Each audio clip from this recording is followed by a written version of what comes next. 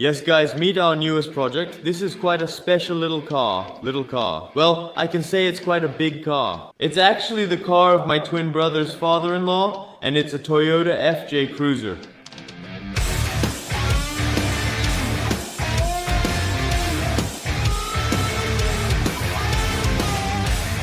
My father-in-law imported this car from Japan in 2022. And unfortunately, a few months ago, this car was involved in an accident and got badly damaged. Luckily, I'm the perfect son-in-law who's going to fix this car with my little brother. It's a shame the car has been unused for months, especially since it costs 420 euros per quarter in road tax. Let me check for a moment. This car features 3 windshield wipers and a 4-liter 6-cylinder engine, also found in the Toyota Land Cruiser. Guys, these are engines that can easily run 1,000,000 kilometers, and that's why this thing is so robust. Take a look. What also makes this car unique are the suicide doors at the rear. Take a look. You really don't see this on many cars. Truly an American car. Just look at how big everything is. It's really robust, and you only have a small window to look through. I thought a G-Class was unusual, but this is even crazier. The damage on this car doesn't seem too bad. The exterior often hides what's behind the panels, but we'll find out soon. But there is a problem with this car. Parts for American cars are hard to get in the Netherlands or even in Europe in general. So we've already done some research on a few parts for this car, and we haven't even found everything yet. In fact, almost nothing. Let me give you an example. A used side panel, if you can find one, is about 350 euros. A side panel, guys. And that's literally true. Is this 20 by 20 centimeters? That's pretty small. The company that estimated repairs for my father-in-law said the side panel must be replaced. We think differently about that because actually it's just dented. And if you know what our Mercedes Aufrecht Melcher and Grosse Spack looked like, well, that thing was also just repaired, so it doesn't have to be completely new either. It just needs to be in good visual condition, and we think we can achieve that. We also need to check if the hood opens, since we're not sure. I do know it has a powerful engine. Listen to this. Alright, we also have that. Yes, the door is catching on the side panel.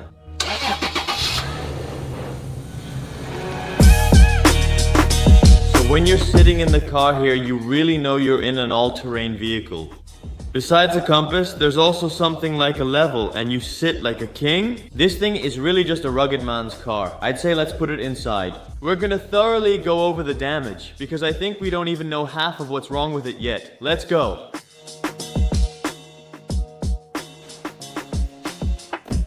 We've never had anything this large in the workshop.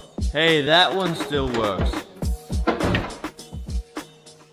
Actually, as soon as I opened the hood, I saw that the plastic panel at the front of the hood was loose, and that's because it has actually broken off from its mounting.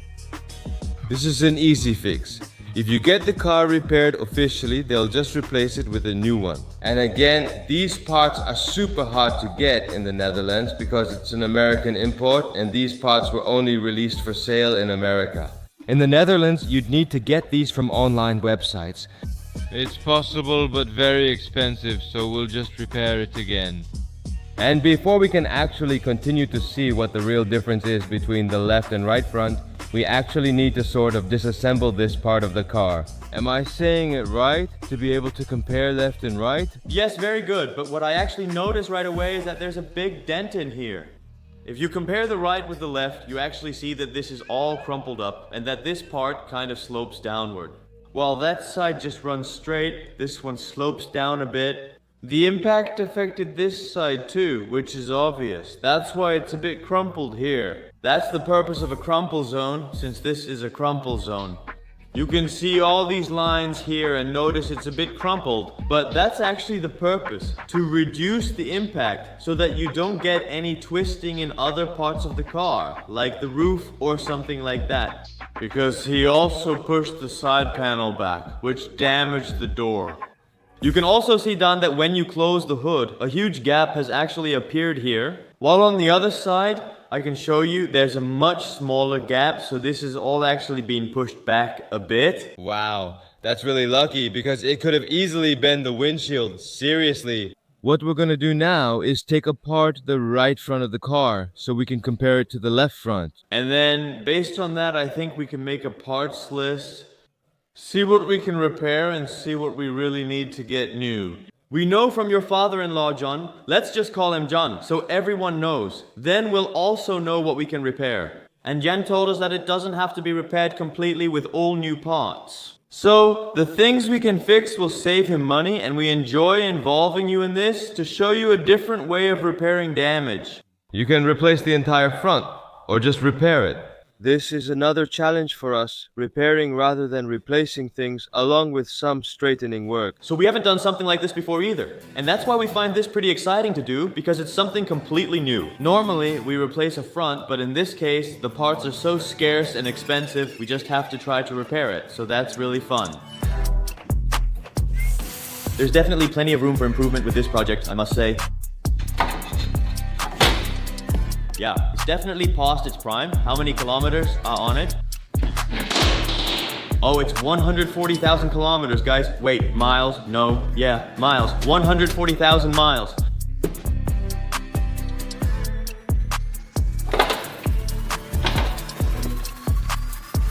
The great thing about this car is all the coolers are intact. No leaks in the coolant, engine oil cooler, transmission cooling, or air conditioning. Although we've actually already removed the battery, we can already see that there was a huge impact here. Massive dent. Take a look. This was supposed to be straight, like on this side. Here you can see it's completely straight. No matter how experienced you are with car disassembly and repair, it can always happen that you forget something. And that's why we always take pictures of everything, so we have an extra reminder of where every connector goes. This one just goes here. Yeah, I wanted to pull it back and run it through there to keep this area cable free. Now that we have photos of everything, we know where everything goes and won't have questions when reassembling later. There's also a small rubber piece secured with a zip tie. You can see this has shifted back slightly as there's more space on one side than the other. Look, this mega positive cable, what a giant, it's actually bigger than the positive cable that normally goes to the battery. This is of course the positive cable I just mentioned. The company that made this quote did some disassembly work for us, and the parts from that are in the back of the car. So we'll take a look at that in a moment. You all help your father-in-law too, right? Well, so do we. And this is a super exciting project. We really see this as a huge challenge and very educational. Share your thoughts on this project in the comments. An FJ Cruiser is a really unique car, and that's why he just went all in on it. And I think we can pull this off. I'd say let's get some tie-down straps on it and see if we can fix this here at home. Let's go.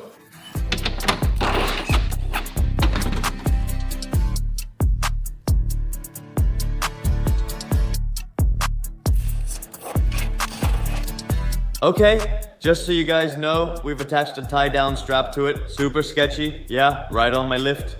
When he starts pulling on it, there will be tension on it, and I'm curious to see if we can get anything out of it.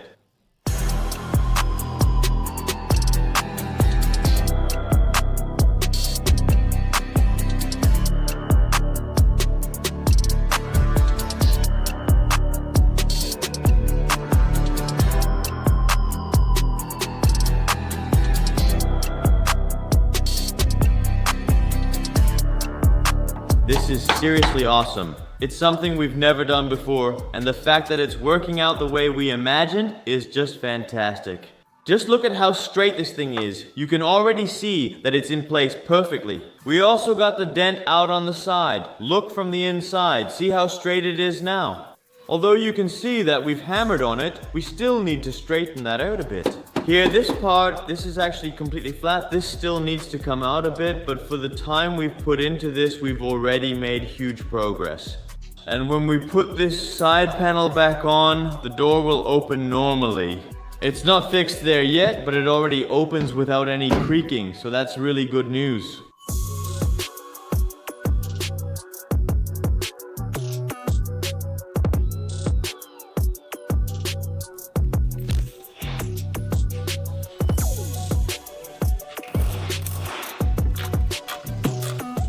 It's also just a really nice wide line that runs evenly.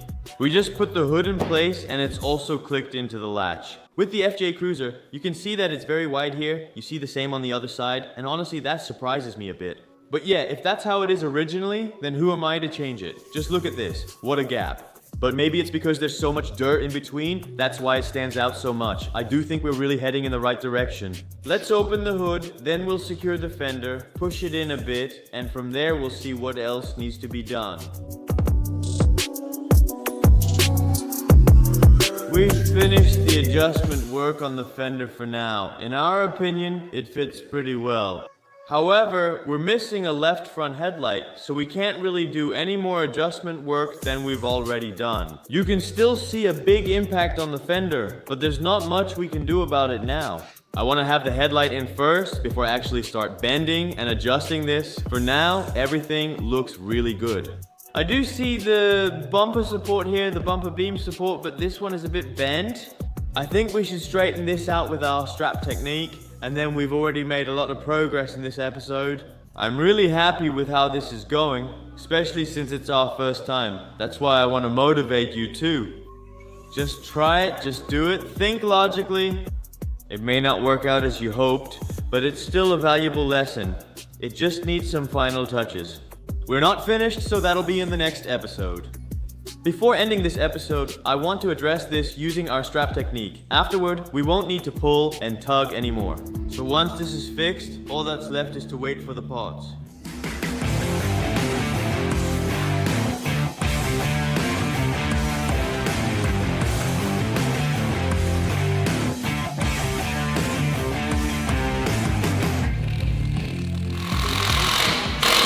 Usually, a fender flare is here. You can still see its imprint on the side panel. My little brother is grabbing it now since it's still here, so we can see exactly how the curve should be.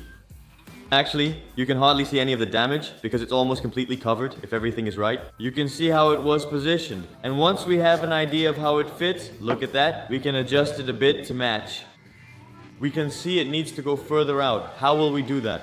We briefly emptied the trunk to check the included parts and found a complete jack set inside. This lets you free yourself if you get stuck in a forest or mud. John might want it back. If we can find the right bumper, yeah, it would be super nice if we could put it back on. Now, of course, the question is, what do we actually need to make this project a success? Of course, we've already ordered some parts. For the front right, there will be a new turn signal, and on the left, there will be a completely new headlight. Oh no, by the way, I think it's actually 2 new headlights and 2 new turn signals that are on the way. Of course, the best thing would be if we could completely replace the housing that the headlight is attached to as well. That's what we're going to look for. But as we mentioned at the beginning of this episode, parts for these kinds of cars are pretty scarce. It will take significant research to find that. Ideally, we'd completely replace this. In addition, of course, a new front bumper will be installed, which has also been ordered. Did you think this episode was really awesome? Then don't forget to subscribe. Give it a thumbs up. Just because you want to help your father-in-law, you should give this episode a thumbs up. If you've done all that, leave a comment about what you think of our work, and then I'll see you next time in a new episode. Until then, ciao.